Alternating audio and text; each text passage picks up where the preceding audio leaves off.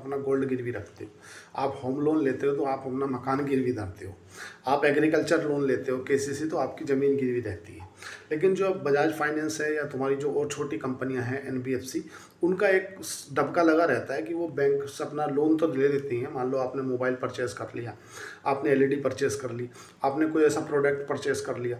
अब मोबाइल आपका 10,000 से लेकर के 2 लाख तक का मोबाइल है, 2 लाख का ले लिया, लेकिन अब जब आप फ़ोन लगा रहे हो, आप उसको रिकवरी का टाइम आ रहा है तो बोल रहा है मैं तो बाहर हूँ, मैं तो दिल्ली हूँ, मैं तो बम्बई हूँ, मैं तो कर्नाटक हूँ। तो अब आप क्या करोगे? सपोज करो किसी ने एलईडी ले ली, अब एलईडी ले ली, अब उसने आपकी किस्त समय पे नहीं भरी, तो उस कंडीशन में होता क्या है कि एनबीएफसी होते हैं नॉन बैंकिंग फाइनेंस सर्विसेज, जैसे बजाज फिनसर है, इस तरह की जो कंपनियां हैं जो आपको छोटे लोन प्रोवाइड करती हैं, जिससे आप अपना mobile, TV, fridge, Godrej, AC, ऐसी चीज़ें ले सको। तो होगा क्या कि अब आरबीआई ने थोड़ा सा कंज्यूमर से अलग हट करके ये जो लेंडर है ना, इनकी ओर दया दृष्टि दिखाई है आरबीआई ने, और ऐसा एक प्लान निकाला है। देखो क्या, जिस तरह से हम लोग आप लोग डिजिटल होते जा रहे हैं ना, तो अब होगा क्या कि आप अगर मोबाइल ले रहे हो ना, तो उस मोबाइल में थर्ड पार्टी ऐप एक इंस्टॉल कर दिया जाएगा। जिस समय आप मोबाइल लोगे, आप जो है ना उसको, बजाज फिनसर ऐसा करता था, उसको जब लोगे तो उसी समय पे आपने जितना रुपये का लोन लिया, थर्ड पार्टी ऐप इंस्टॉल हो जाएगा। और अगर आपने जैसे 2 नंबर इमरजेंसी कॉल में डाले, है ना, होते हैं सबके यहाँ मोबाइल में इमरजेंसी कॉल नंबर, अब आपके पास में 2 बार रिमाइंडर आएगा कि भाई आपकी एक किस्त पेंडिंग है, आपकी एक किस्त पेंडिंग है। अगर आपने किस्त नहीं भरी ना, तो आपके जो इमरजेंसी नंबर है ना, जो 2 सिंगल, उन्हें छोड़ करके बाकी आपका जो मोबाइल है ना, उसे पूरे को लॉक कर दिया जाएगा।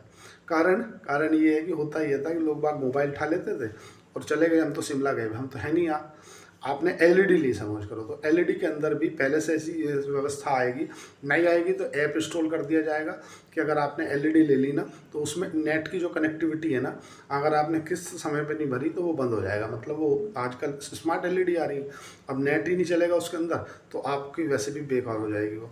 फ्रिज के अंदर भी कुछ ऐसी डिवाइस डाल देंगे वो, या कुछ ऐसा ऐप डाल देंगे कि भाई अगर आपने किस्त समय पे नहीं भरी तो उसका एक्सेस उनके पास होगा, और वो इलेक्ट्रिसिटी होते हुए भी फ्रिज आपका वर्किंग नहीं करेगा।